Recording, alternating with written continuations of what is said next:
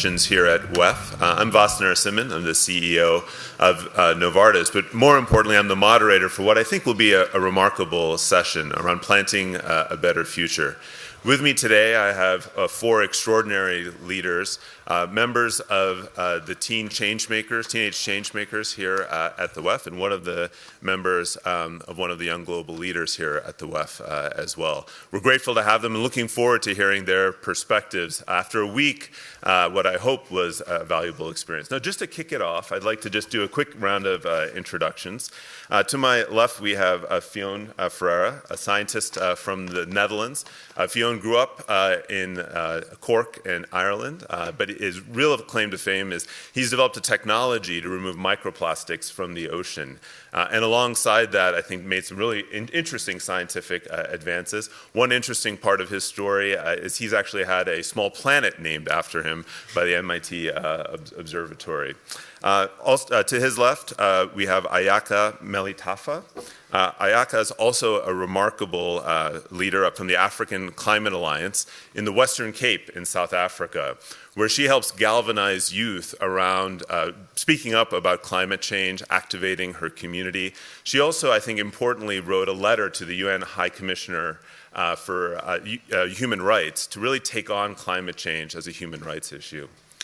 To her left is Shruti Vidya Kumar from New Zealand.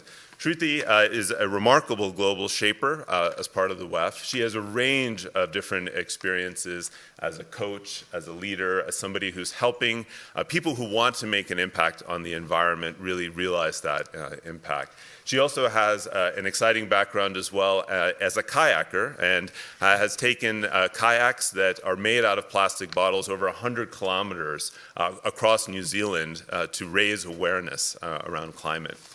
And then lastly, we have Naomi Wadler. Naomi, a remarkable story from the US.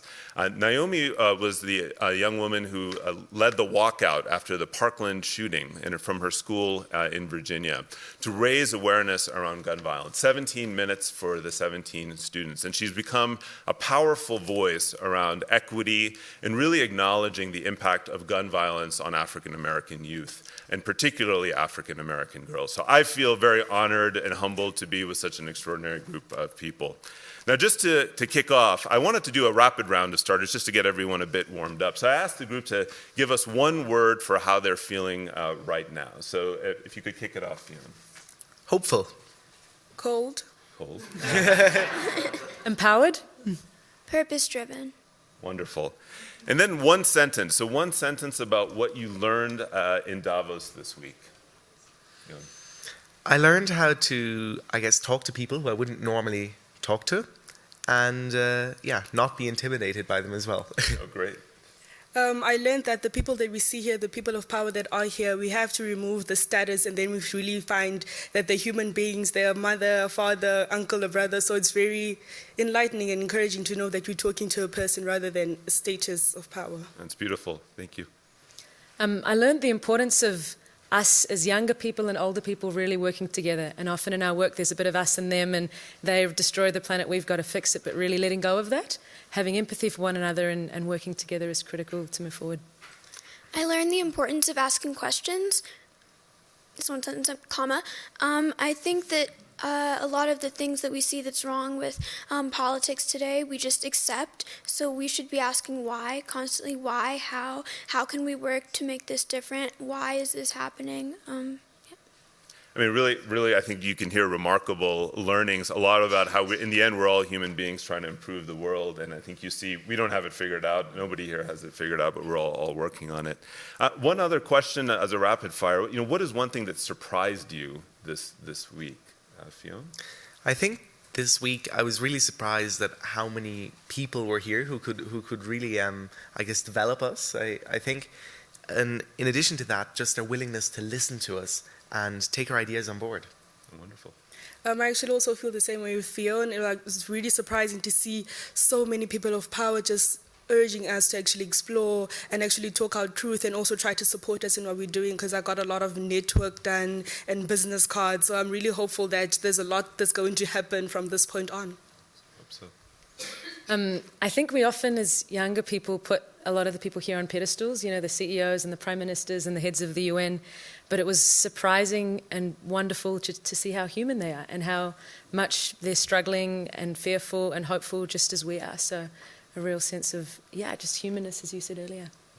My surprise was the same as Fionn and Ayaka. I didn't expect people in positions of power to be so open to the idea of having so many young people here. I thought it was going to be a really hard barrier to break down and hard to find acceptance in a space that is typically very elite and exclusive. And so I'm really happy that we were met with so many people who wanted to give us business cards and just see what we wanted to say, because that's not something that usually happens. Incredible. And I think what I can say is I'll be going home later today and still doing the dishes like everybody else. So we're all in the same boat. So now I wanted to dive in a little bit deeper, and maybe we'll kick it off with you, Ayaka. I mean, you've done, I think, a remarkable job in the Western Cape. What gave you the courage, do you think, to really take on the challenge you took on? So about 2 or 3 years ago, there was an immense drought that hit my province, the Western Cape, and it was very hard because a lot of people in the Western Cape rely on agriculture to actually produce a stable income. So when the drought hit, there was no water, the cattle were dying, you couldn't really plant vegetables, people were struggling. We even had to get to the point to actually pay for clean water. And there's a lot of poor people in South Africa. You can't really expect them to pay for water. So they got dehydrated. Some of them even drank the water. They got bloated. They got skin rashes. I could see my school. They couldn't even come to school, some of them. It was really heartbreaking to see that all the people that were privileged and the ones that are contributing to climate change were the ones that had their own boreholes installed, the ones that didn't really get affected by this. So that made me mad, and I decided to act. And when you decided to act, where did you find the support in the community? It was actually very hard in the beginning because no one really understood the concept that's climate change. It was very foreign to them. They thought it was like first world country problems. So I had to break down that barrier and make them understand that climate change is linked to other socioeconomic problems like poverty, inequality, xenophobia, gender-based violence. And more than me actually talking to them about climate change, I tried to talk with them and try to involve them in a discussion and try to relate to them personal emotions or personal experiences and make them understand that climate change will only make it worse for them. And that's the way that I actually tried to break down the barriers and made them become part of the system and more like part of the movement, and actually making sure that our government is held accountable for what it's not doing. An amazing story in social activism. Naomi, you're also, I think, a really remarkable social activist. Now, when you look out and when you think about the future you want to see, I mean, what would be your dream for how you'd see equality evolve and your dreams in general? I think that when I think about the future and when I think about a world where equality is truly one of our most important aspects, I think of communication and the ability to negotiate. I think, like Ayaka said, a lot of times when we talk to people, we're talking at them and we're telling them what to do, and we're speaking to them, and we're not speaking with them. We're not listening to them, and we're not hearing their perspectives and bringing diverse perspectives to the table. I think that a lot of the times we point at everybody else and we say that they are doing something wrong, but then we look in the mirror and say, except you. We need to be able to look at ourselves and be able to have conversations and acknowledge that we're not better than anybody else, and nobody else is better than us. But once we can achieve that mindset, I think we can truly live in a world where equality is true. I mean, remarkably well said. It takes often many leaders here decades to learn the lesson. You have to work on yourself first. Overall, are you optimistic about what you see? I'd like to say that I'm optimistic, but I'm also pretty much a realist, because it's hard for me sometimes to look at everything that's wrong and think, oh, well, it'll get better. I have hope. It'll be fine. It's not really how I function. And so occasionally I do have hope that everything will get better, but I don't feel that I can just sit back and watch that happen. We can't just sit back and everything will magically get better. I think that we need to recognize the issues and we need to work so that things do get better. Because a lot of people are like, oh, that'll fix itself, but we need to be the ones fixing it, and we need to be the engineers crafting the future. Now, Shruti, you work with a lot of leaders, and you've coached and try to help them. And similar to what Naomi was just saying, I mean, how do you see leaders developing right now, and what do you see are some of the challenges, but also what are you optimistic about? Yeah, it's a great question.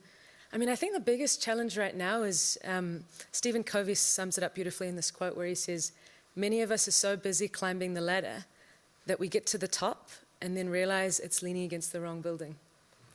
And I think as leaders individually, as organizations, as a society at large, we're not quite sure where we're going, and we're kind of on this rat race, accumulating more stuff and producing more things and growing our economies without realizing the impact that's having on the planet and on people. So I think that starts with us as leaders showing up and questioning, what's the purpose of my life? Why am I here? And what's the contribution I want to make on society?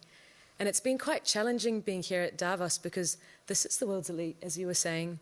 You know, they say 8 people in the world own the same wealth as the bottom 50%. And, you know, there's thousands of those people here. So we're very much in the place where we have a lot of wealth and a lot of power. And I wonder, and I guess my challenge to leaders here at Davos is, are we willing to give some of that up? Are we willing to hold up the mirror, as you said, Naomi, and really question, you know, can I create an equitable future if I'm holding wealth? Can I create a sustainable future if I'm traveling and if I'm eating the things I eat and having the amount of stuff I have? And so for me, leadership really starts with leading oneself, and if we can do that, we can have the credibility to lead our organisations, our nations at large. And being from New Zealand, I'm just so proud of our Prime Minister, who I think is exemplifying the kind of leadership that we as a global community can really learn from, empathetic, caring, and really long-term. Yeah, really beautifully well said. I'd like to come back to lessons for leaders here in the next segment. Now, Fionn, you know, one thing I find remarkable about your story is how you're using science to drive progress. And leading an innovation-based company, I mean, science is such a powerful tool to drive progress. You know, what are you optimistic about when you think about the environment and plastics? What do you think the challenges are, and what kind of inspires you? Well, there's lots of challenges, of course, but I think if we look at the whole, I guess, environmental issue as a whole, there's only so much we can do on a social point of view. There's only so much we can do in banning plastics or banning plastic bags or different things like that. But I think a lot of innovation has to come from from the innovators. A lot of change has to come from their discoveries. So, for instance, even if we were to put in something against littering, that nobody would even litter, that would take a lot of energy, but we would still have a lot of plastic getting out. So I think in that case we need to bring in innovators who can make plastics which will biodegrade effectively, not like current biodegradable plastics.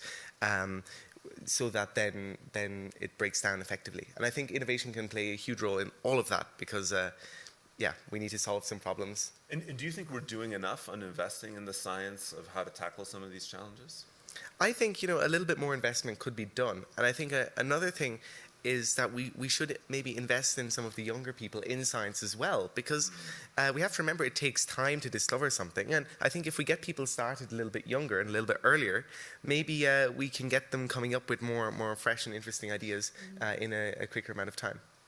So I'd like to come back to you, Ayaka. You know, I know you had to, we talked a little bit about courage and how you had to show a tremendous amount of courage. What is your advice to other young leaders out there who may be facing a similar situation on how they could tackle change in their community? Basically, what I would like to say is you're not alone. It will be hard. It is actually hard just moving through those challenges, but look at the end goal. Like, try to understand that you're fighting for people that don't have a voice. You're fighting for the people that do have a voice but don't know how to articulate themselves. Because the matter of fact is we're not all going to be bold. We're not all going to be powerful people. So we have to understand that different levels of people, different kinds of people. So just encourage yourself. Try to find a very good support system. My support system is my family. So definitely what I want to say to young leaders today is never give up in your fight. Know that what you're doing it for a reason, and the end goal will be sweet if you actually just stick to it. And when you face a challenge, you know, what do you tell yourself to overcome it? First of all, I get very frustrated and outraged. So like, since my mom has a farm, we always have these different places that just get in tune with nature. Maybe I just sit in the chicken coop and just try to talk to chickens. It calms me down because it makes me... I may try that. Yeah, because animals are such great creatures, because even though it might seem like they don't understand what you're saying, it's almost like they're great listeners, and it just gets you more in tune with your chakra maybe. So definitely find your happy place, find what actually makes you feel good. It might not be sitting in a coop with chickens, but it could be maybe just going on social media, watching YouTube videos, sleeping, it's a lot you can do to actually just calm yourself down, and you know yourself best, so you definitely know what's best for you. Fiona, any thoughts on the same topic of how young people can find the courage to do what you've done? I think everybody needs to focus on themselves first, as I said, but not only in a way of looking at themselves and their work, but looking at themselves and their mental health. I think a lot of activists are focused on saving the world and carrying all that weight on their shoulders, and they feel this huge amount of responsibility on their backs, but we need to focus on ourselves, and we need to look at ourselves first and make sure that we're okay, because we're not going to have the capacity to make the world a better place and to do the work that we do if we aren't taking care of ourselves. So yeah. Amazing. You guys could probably run a leadership course here at the WEF. I think.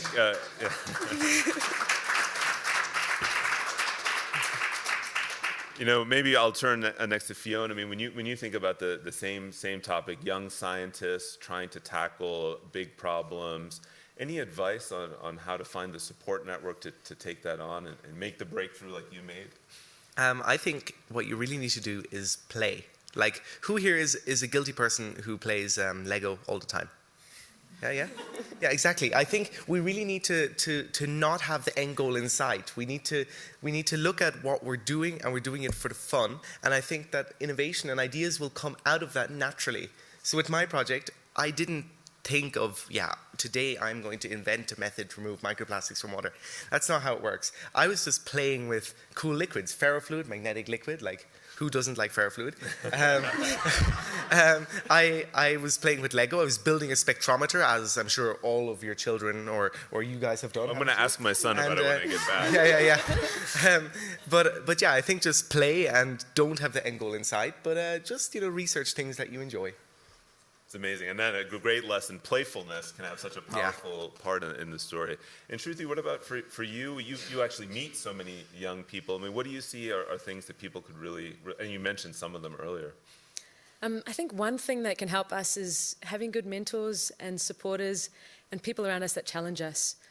For me, I've got a few mentors that have vastly more experience and wisdom and knowledge than I have. And to have people that really believe in you, that can show you what's possible, that can expand your horizons. And they can be younger, they can be older, but I think really finding people that are role models and actually having that relationship can help. And equally finding people that will ask us the hard questions. I think often we stay in our bubbles of like-minded people that reinforce our views, and it's fun and it's easy. But stepping into circles where people, don't agree, and I've had some conversations this week with people that work in oil and gas and industries that I find quite challenging, and they've posed some really good questions that have made me think. So I think seeking those spaces out can really help us do what we do better.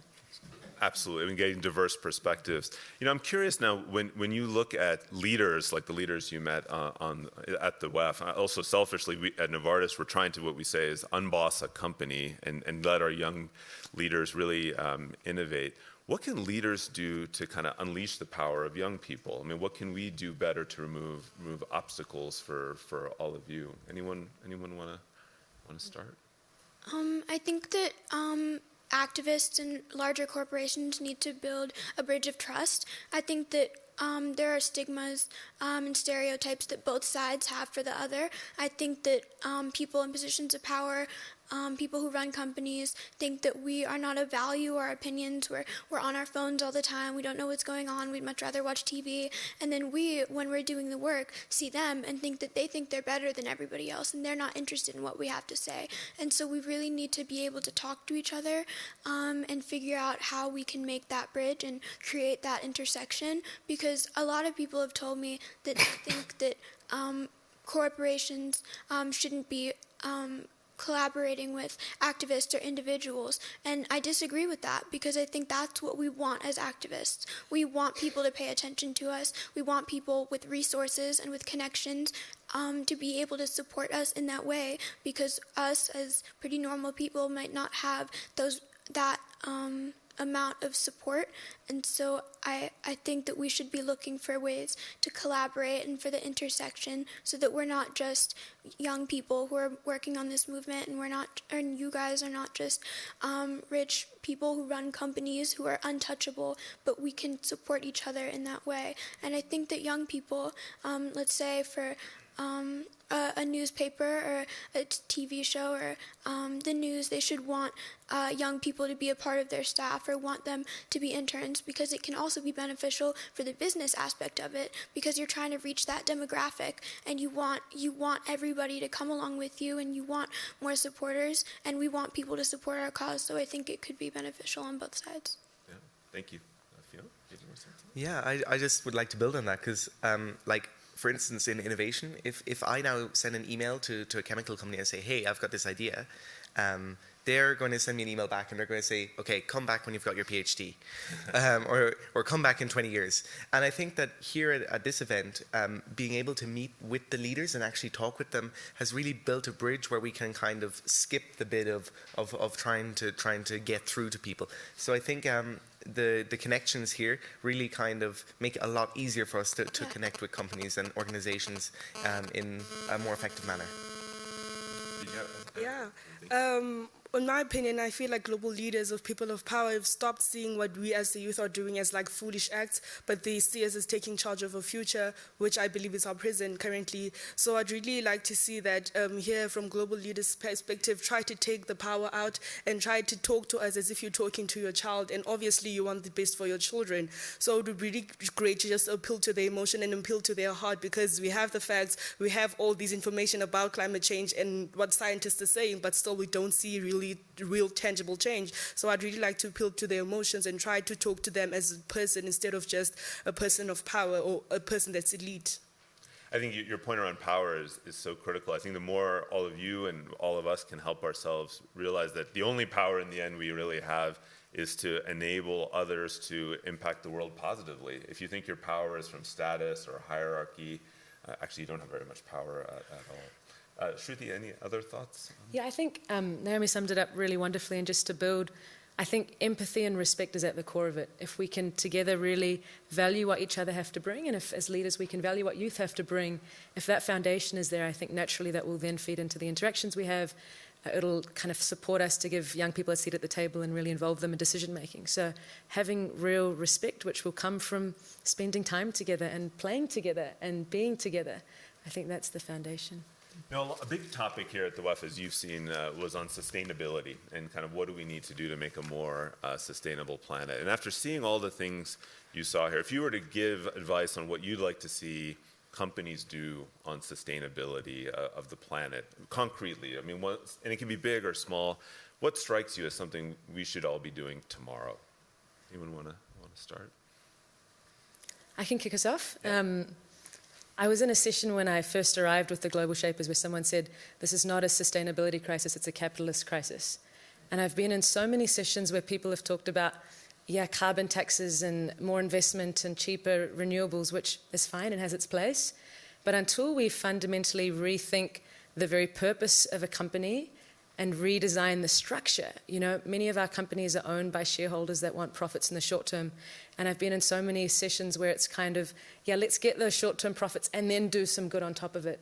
And I think as leaders, it's hard and it's difficult, and I don't have a clear answer on how to do it, but we need to fundamentally rethink how we design our economy and design our companies, rethink who owns us, where do we get money from, how do we make decisions with the very intention of success and prosperity looks like value for the environment, value for people, as well as the economy. It provides jobs. It's not saying don't go for profits. It can be useful. So I think that deeper redesign, and I'd love to see leaders really boldly questioning, how are we owned? How are we structured? And are we willing to tackle that capitalist question beyond just kind of greenwashing and doing some initiatives which are, of course, needed, but can we go beyond that? Do you feel like there's still a lot of greenwashing and purpose washing and various other washings that companies are doing? Yeah, absolutely. And I think, it makes commercial sense, We see today that more and more consumers want to buy ethical products, so of course it makes business sense for a company to portray itself in a kind of green way. And I've been in many sessions this week where I feel like this has felt like a branding exercise, and we've got companies up here putting their brands and promoting their egos. That said, there are spaces where there's such hope, and I was at a dinner last night that WWF hosted with environmental leaders, and I felt a real sense of power and empowerment. And there are absolutely individuals here that are up for the real deep game of reimagining our system. And I think for me, the core of sustainability is how do we reconnect with nature and realize we're not separate from nature, we're part of this interconnected ecosystem. And if we do that deep work, which I think some leaders are up for, many are up for, and it's something that has to be done collectively. No one business can change it, otherwise they're going to lose out. So I think as a community of business, as government, as civil society, as young people, this is something that we need to come together and do to ensure that someone doesn't lose in the short run. It sounds like you want us to do, rightfully, more fundamental soul searching about how sustainability fits with capitalism and our business. Other perspectives from the group? Can you repeat the question? It is absolutely. What do you think companies, organizations here should do tomorrow to really enable a more sustainable planet based on everything that you've heard? I feel like companies and people in general have to unlearn a lot of stuff and then relearn, in the sense that we find billionaires with a lot of money, and only one person is harnessing all of that money. And to think about it, what are you going to do with all that money? Like, as a person that has that much money, do you really need it? You don't. There's a lot you can do. You can invest in more things to actually innovate younger people, or just innovate people that are stricken by poverty, and just make sure that no one is actually left behind in the transition to a more cohesive future, as it's saying in the WEF. So I really believe that a lot of people have to come together and try to understand things from different perspectives, put yourself in someone else's shoes, and not just think of yourself, and just be more open-minded and open-hearted, I guess. Fionn, do you want to do that? Yeah, I think there's no simple answer to this, but I think that in general we have to look that companies will need to make a sacrifice for sustainability. And there's a little bit of a trade-off between a company actually being sustainable and trying to make their consumers feel like they're being sustainable. And I think, like, okay, I'm just talking about what I know. Bioplastics, for instance, a lot of people feel like they're being good for the environment when they're buying bioplastics, and almost all bioplastics are molecularly identical to absolutely normal plastics. So this bioplastic pen here, made of polyethylene terephthalate, is the same as a pen made out of other plastic. This will also last for, 100,000 years. But it just makes us feel a little bit better. Yeah, it looks like it's come from the environment. It looks nice and green and everything. But yeah, it came from grass, and actually this is competing with our food source. So I think that, innovation has a key role to play here, that we can make it more, or we can make it cheaper for companies to use products which might be recycled, or things like that for their products. And there I think it really comes in that we need to innovate to try and make recycled plastic the same value as plastic that has only been in its first life cycle. And maybe, thank you very much, Fionn. Maybe, Naomi, I'll reframe the question for you. You know, companies here keep talking, we all talk about wanting to create more equitable environments inside of our company, whether it's gender equity, whether it's ethnic diversity, and also try to create a more equity outside of our companies. What do you think we could do tomorrow to help you on your cause? So I think that a lot of companies are trying to achieve this diverse environment, and so diversity to a lot of companies that I've had conversations with is, 34% of us are people of color. We are a diverse company, and they're doing that because they want to be able to say that. They want to be able to show off the fact that they have people of color in their staff and working with them, and I think that that's the wrong reason. And so diversity should be not only one black person or one Latina. It should be a diverse environment with people with different perspectives, and it doesn't only have to be color. It can be religions and places of origin and where you're from, because I think you have to have the right reason. I think that a lot of people want to be activists because they want to be able to get those Instagram followers, and they want to be able to post pictures and go to the protests, #making a difference. But it's more than that. You have to do it for the right reasons. Just like creating an inclusive environment, it's not going to be as effective if you didn't have the right idea in mind. I mean, I think you make such a beautiful point. Really what we seek is diversity of thought and diversity of perspective. We use ethnicity and gender and religion as markers for that. But in the end, human beings are human beings. We want, I think you're saying, really a diversity of perspective, right? Yeah, and on top of the color part, and on top of the religion part, because of course that is the surface of diversity. That's what we think of when we think of diversity. But being able to think of the thoughts too, and not just, oh, we need to hire these 5 black people because when the person comes to look at the office, we need them to see that we have people here. I think that you should be doing it for the right reasons, like I said, because you want to be able to reach that demographic and you want to hear their points of view and see what you can do to make the company better for their people outside of the company. I think that that's really important. Well said. A remarkable amount of wisdom here up on stage, as you can see. I'd like to open it up to the audience for questions to our young leaders, please. Or comments, please. Just more of a comment. I have to say that I am truly inspired by all of you guys, all the young people that are here at this conference. It really blows me away. I just want, I guess what my point is that these kids, they have asked very difficult questions, and then they're not, happy with the answers that they've received. So they're seeking solutions and seeking answers on their own, which is very commendable. And I just want to say, as a parent, I have 3 kids, and I learn from my kids every single day, and it's just a matter of listening to what they say. And the nice thing about kids is that they have a very fresh perspective. They're much more enlightened than we were when we were kids. They know so much more about what's going on. They might not know all the answers, but they do have a perspective, which I think is worth listening to. So I think if you have a really hard question and you don't know how to answer it, just ask your kids what they think, and then take that into consideration, because they have a very black and white view compared to what we have. There's no gray, clouded area in their thinking. So, so it's let's use our youth as a resource. Yeah, well said. I can say my company's environmental policy is heavily shaped by my 12 and 10-year-old questioning me regularly, rightfully so. Other questions from the audience or comments? Please, Bertrand. It is true. It's incredibly inspiring as well. Thanks for sharing that wisdom. On a personal level, we've been on a journey of leadership over the past couple of years of trying to reinvent ourselves, and I'm taking a lesson of modesty here because you're 20 years ahead of where I hope I'll be. Ayaka, you raised a very good point about unlearning and relearning. What would be your perspective of how can big organizations like us do that to some extent? What would be the best way to get to that? I feel like it's a matter of placing yourself in the situation that you'd never thought you'd be in. Maybe just using your time in those private jets to actually travel to a place that will actually benefit you.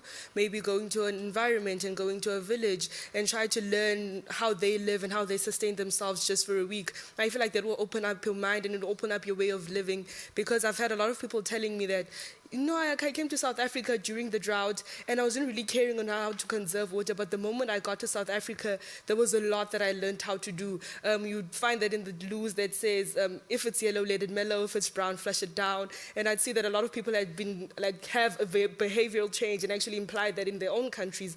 So it's very important that you try to place yourself in situations that you never thought you'd be in, so that you can have a more diverse and broad understanding of how other people live. Any other thoughts on organizational unlearning that any of the other panelists have? It's okay. Other questions, comments in the room? Anyone else? I'd like to come back to leadership again, and something a couple of you have talked about something that I think is really important in leadership, which is self-development, and how do you keep developing yourself? We're working a lot on it in many organizations, because leadership, of course, is a journey that never ends. It's a constant effort. I was curious for all of you. When you look forward, 10 years, where do you dream you'll be on your leadership journey or on the impact you're having on the world? Fionn, you want to start? Well, I like to have fun. So I do not like planning things too far in advance. So I would really like in 10 years' time or something like that to continue innovating, but also telling people about it. However, I do not want to now already plan my whole life down to a step, because that's not interesting. That's boring. And as I say, we need to play. Yeah, well done. Please. I'd like to see that all that I'm fighting for right now, all that I'm sacrificing for, sacrificing school, sacrificing being social with my friends, actually paying off. I'd like to see us actually taking a change, having more renewable energy, living more sustainably, saving planet Earth, so that in that way, in 10 10 years' time, I see myself actually having a family. I see myself actually living the life that I wanted to live all along, because right now I can't do that. I can't even think about having kids right now because I feel like that'd be cruel to them, actually expose them to the environment that we're living in right now. So definitely in 10 years' time, I'd like to see more implementation on what we're actually doing here right now, and all that we're saying, all that we're planning, all that we're discussing with world leaders. I'd just like to see them actually acting. Thank you. I heard David Attenborough once say, what we do to our planet in the next 10 years will affect it for the next 100 or the next 1,000. So these next 10 years feel really critical in terms of, are we going to meet the Paris Agreement and reduce emissions? Can we conserve biodiversity? You know, half the species that have ever existed on Earth are now extinct. So I think in terms of me, how in the next 10 years can I use the power and the privilege and the influence I have and the ability I have to best contribute to really safeguarding and restoring our Earth, and you know, we're incredibly fortunate to be here, and so continuing to push myself and to think bigger and dream bigger and achieving that. So Toni Morrison said that if there's a book you want to read but it hasn't been written yet, you must be the one to write it. And that quote really illustrates to me how we all need to be in charge of our future.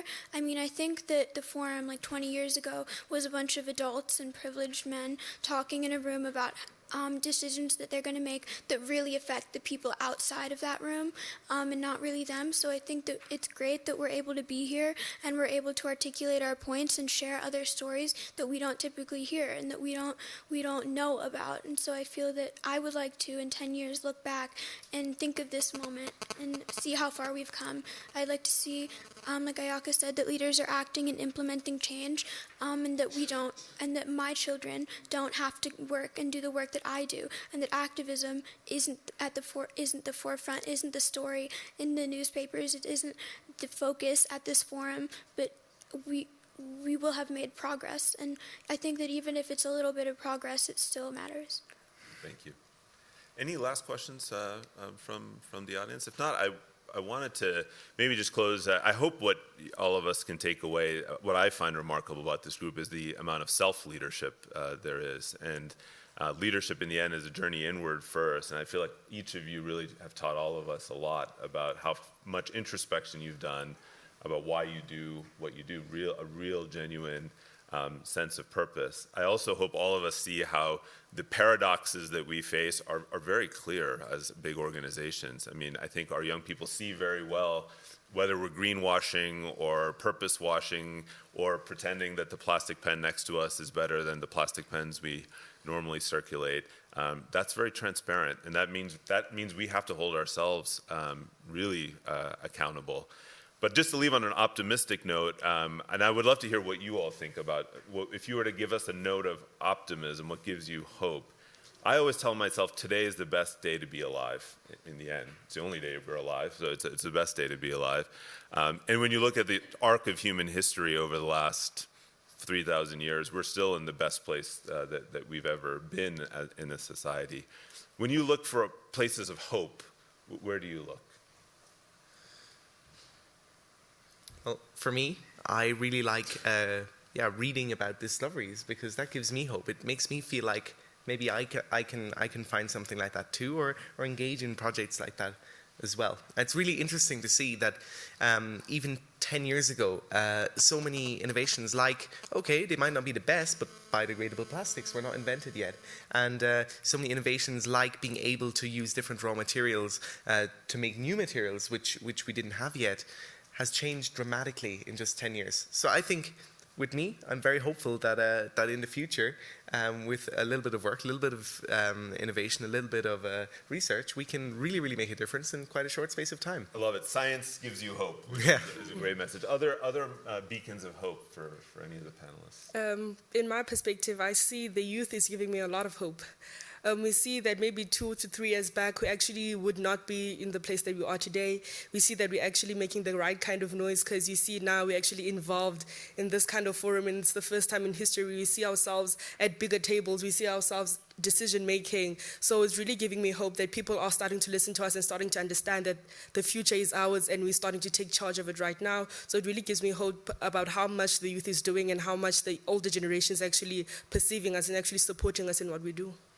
It's a beautiful message, and I think as you all give us hope, it's great that you give each other hope. Others? Something that gives me hope is the fact that humans are really smart and have huge potential. And I think today is to kind of build on what you were saying. We've got amazing technology, we've got huge amounts of wealth, we've got knowledge, we've got amazing global connectivity. The question is, do we just have the willpower? And I think if enough people say, yes, we want to change, everything's in place to really create a more equitable and sustainable society. So I think we're close as much as, there's things to do. What gives Sorry. Please. What gives me hope is the fact that the youth aren't being dismissed anymore. I think that a lot of the other movements that have happened throughout history, the young people have led them, and the young people have been at the forefront of change, but nothing happened after years because they were a bunch of teenagers who were protesting, and it didn't seem important. They weren't supposed to know what they were talking about, and so I'm glad that we're able to be here in this space that in a way that's never happened before, and that we're able to participate, and that we're not being shoved off the table. So I have to say, this is the most inspiring thing I've done at the WEF, and I've been coming to WEF a long time, and I really want to thank all four of you for everything you do for the world. I think hope you know that you have, whether you see it or not, I think tens of thousands of people behind you for what you're trying to do. Certainly, I think the people in this room. Wish you all great success in the future. Thank you for being here with us. I'd like to ask the group just to stand up and give this group a round of applause.